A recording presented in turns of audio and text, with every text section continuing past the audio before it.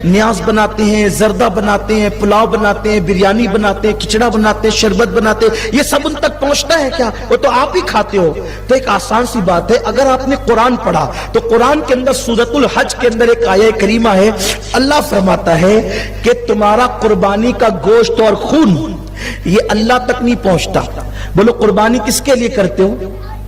کس کے لیے کرتے ہو؟ اللہ کے لیے۔ اور کباب بنا کے خود کھاتے ہو، ہے نا؟ بڑی بڑی ڈش بنا کے کھاتے ہو، تو قربانی اللہ کے لیے کی تو پھر گوشت بھی آپ کو اللہ کے لیے چھوڑ دینا چاہیے، لیکن ایسا نہیں ہوتا۔ ہم کیا کرتے؟ خود کھاتے، ثواب بھی ملتا ہے۔ تو اللہ نے یہ مسئلہ پہلے ہی حل کر دیا۔ اللہ فرماتا ہے تمہاری قربانی کا گوشت اور خون اللہ تک نہیں پہنچتا، بلکہ تمہارا کیا پہنچتا ہے؟ دلوں کا تقویٰ پہنچتا ہے اللہ تک۔ تو ایسے ہی بلا تمثیل ہماری یہ ڈشیں ولیوں تک نہیں پہنچتی، بلکہ دلوں کی محبت اور اس کا ثواب ان تک پہنچا کرتا ہے، ان تک ثواب پہنچا کرتا ہے، دلوں کی محبتیں پہنچا کرتی ہے۔ اب پتا چلا، یہاں پر ایک واقعہ مجھے اور یاد آ گیا۔ حضرت شاہ ولی اللہ محدث دہلوی رحمت اللہ علیہ فرماتے ہیں کہ میرے ابا جی شاہ عبد الرحیم ہر سال میلاد النبی صلی اللہ علیہ وآلہ وسلم کے موقع پر خوب دھوم دھام سے رسول اللہ کی نیاز کرتے تھے، لیکن ایک وقت تو ایسی غربت اور پریشانی کا عالم آیا کہ وہ کوئی نیاز حضور کے نام سے نہ کر سکے۔ اتفاق سے گھر میں بھنے ہوئے چنے پڑے ہوئے تھے، میرے والد نے اسی بھنے ہوئے چنے پر فاتحہ کر دی، حضور علیہ السلام کی بارگاہ میں ایصال ثواب کر دیا۔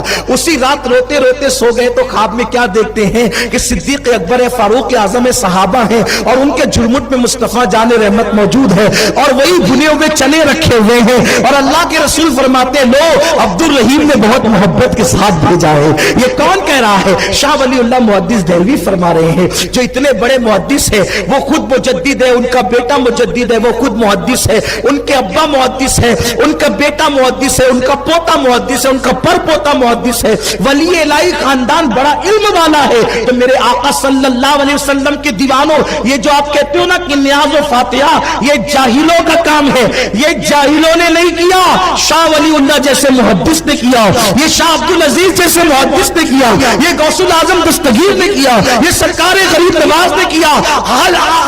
الحاوی للفتاوی میں امام سیوطی نے لکھا ایصال ثواب پر کے نام پہ کھانا سیدنا صدیق اکبر نے پکا کر تقسیم کیا۔ صدیق اکبر بھی یہ کرتے تھے۔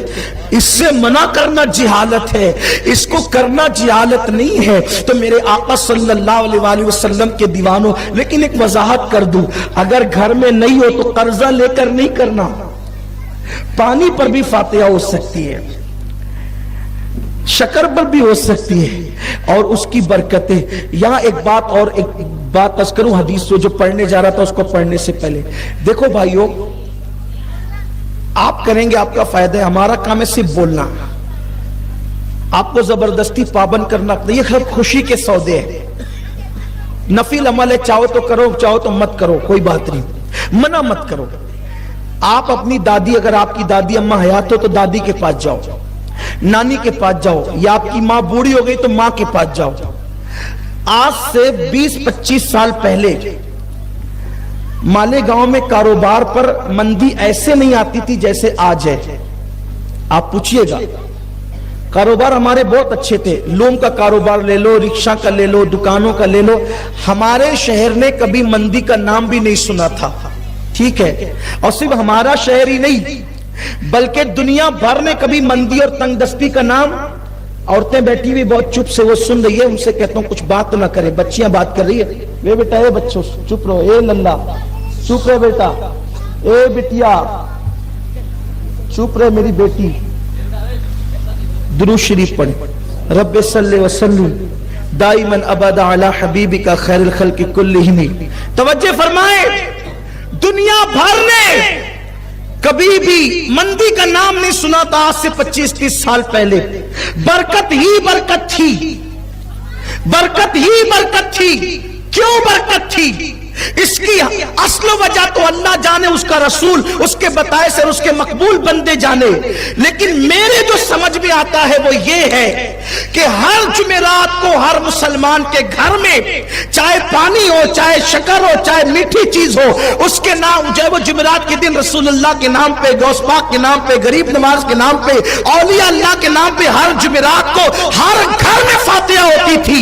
اب ہر گھر میں فاتحہ ہونے کی برکت کیا تھی؟ جب نبی کا نام گھر میں لیا جاتا تو نبی کا نام فاتحہ کے بہانے گھر میں لیا جاتا تو اس کی برکت کیا ہوتی تھی؟ آدم نے جب نام محمد لیا تو اللہ نے ان کی مشکل کو دور کر دیا۔ ہم نام محمد فاتحہ کے نام پہ جب ہر جمعرات گھر میں لیتے تھے تو اللہ اس کی برکت سے مصیبتوں کو دور فرما دیا کرتا۔ غوث پاک کا نام لیا جاتا، غریب نواز کا نام لیا جاتا تھا۔ میرے آقا فرماتے عبداللہ ابن عباس کی روایت ہے کہ اصحاب کہف کا نام لیا جائے تو گھر میں چوری نہیں ہوگی، آگ نہیں لگے گی۔ ارے اصحاب کہف کا نام لے لو تو اتنی برکت ہوتی ہے۔ خود محمد رسول اللہ، ان کی اہل بیت کا نام لو، ان کے اصحاب کا نام لو تو گھروں میں برکت نہیں ہوگی تو کیا ہوگی؟ جب سے تم نے بند کر دیا نا ایصال ثواب، پھر دیکھو تمہارے گھروں